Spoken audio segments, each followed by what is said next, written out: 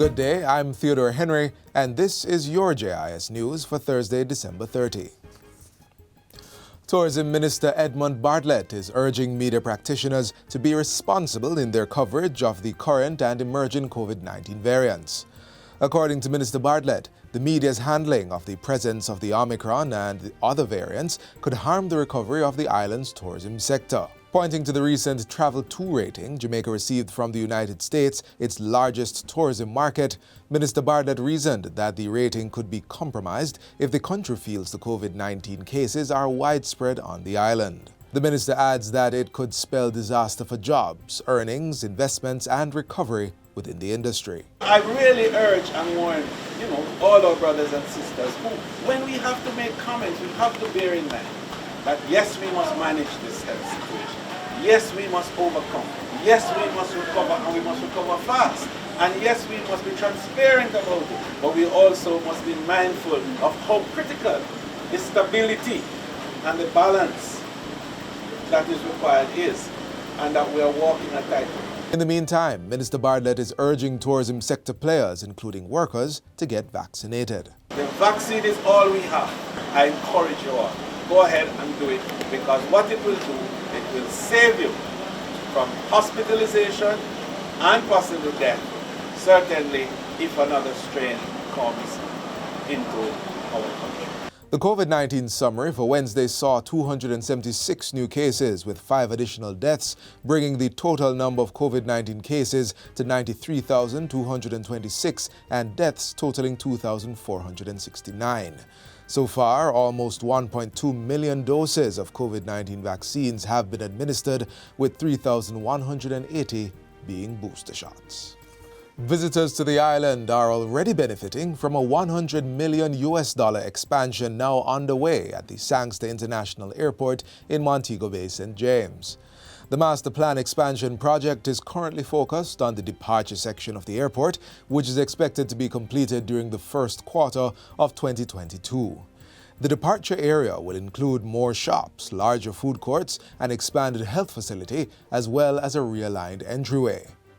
During a recent tour of the facility, Transport Minister Robert Montague said he was satisfied with the quality of work being undertaken by local engineers and contractors. They are doing an excellent job, world-class standards, and we should all be proud in Jamaica that our own people can be doing such high-class work. This investment into the airport system is one of our masterpieces within the ministry and within the government. It will make traffic for persons much easier, and it will inject a lot of funds within the general St. James economy. The departures retail expansion will add over 2,500 square meters to the departures area, allowing for better circulation for passengers, but also exciting new experiences, commercial offerings, more circulation and seating space as well. In the meantime, Transport Minister Robert Montague says the entrance to the Sangster International Airport will be included in the recently signed Montego Bay Perimeter Road project. Minister Montague made the announcement following a tour of the master plan expansion project being undertaken at the airport.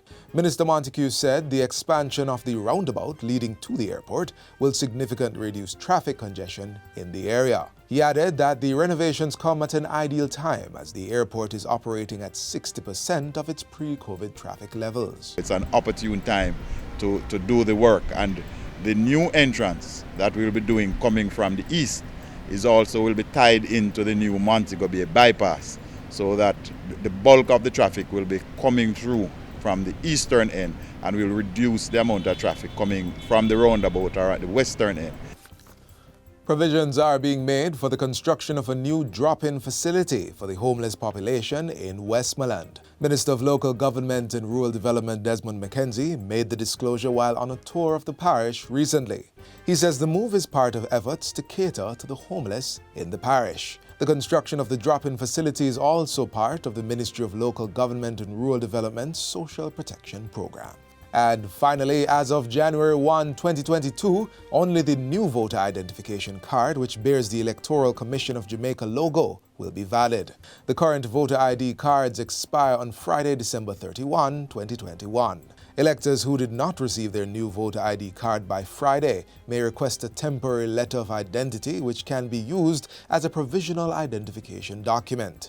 The letter may be requested from the Electoral Office of Jamaica's 43 Duke Street headquarters or a constituency office where the elector is registered. So far, 850,000 new voter ID cards have been printed and electors are being urged to collect their new card at the specified pickup location. Persons seeking additional information may call 876-922-0425-9 or email eojinfo@eoj.com.jm. And that's it for JIS News Today. I'm Theodore Henry. Thanks for watching.